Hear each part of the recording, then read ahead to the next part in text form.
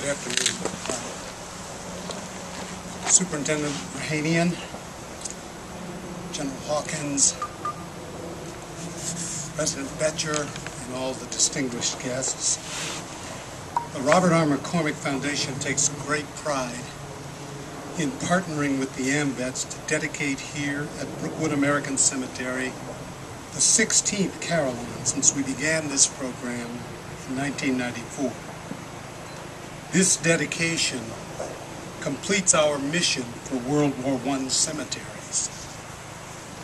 Today, 94 years and 3 days after the 1st Expeditionary Division set foot in France and began America's military commitment to Europe, we honor this last cohort of Americans who died in that great war and now rest in Europe.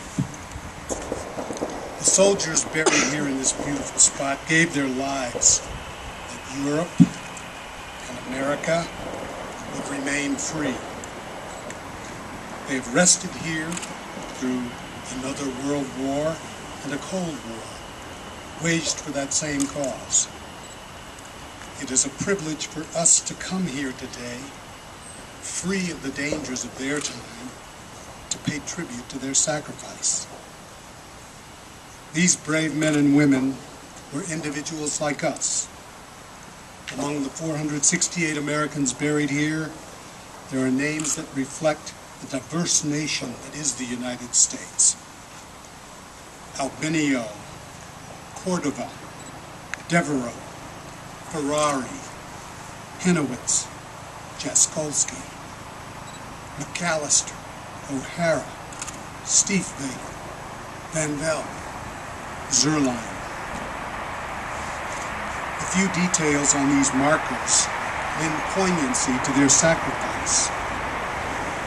1st Division Private Ernest Eggert from our home state of Illinois went missing in October 1917 before he could have any idea whether the war might be won.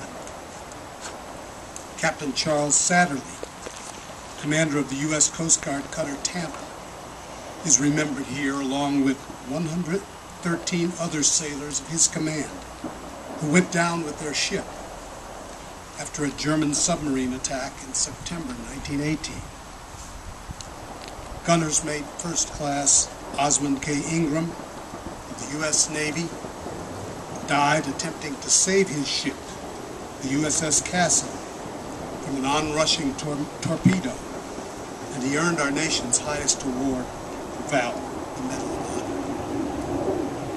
Private Earl R. Hicks of the 260th Aero Squadron died the day the armistice was signed, and the fighting ended November 11, 1918. And we don't know what took the life of Army nurse Florence Adley from New York, who died the following day. Some soldiers, like Army Private Clarence J. Sussman of New York, lived to learn of the armistice, but were too badly injured to go home, and they died in hospitals nearby, cared for in their last moments by our British friends. Others survived the war, but contracted influenza and died here in 1919. We hope that the peaceful tones of the Carillon we dedicate today will honor these Americans and their comrades forever. More than that, we hope that it will remind all who hear it of the responsibility we each bear, now and in the future, to our shared ideals of freedom. To those ends, it is our privilege to dedicate this carol. Thank you.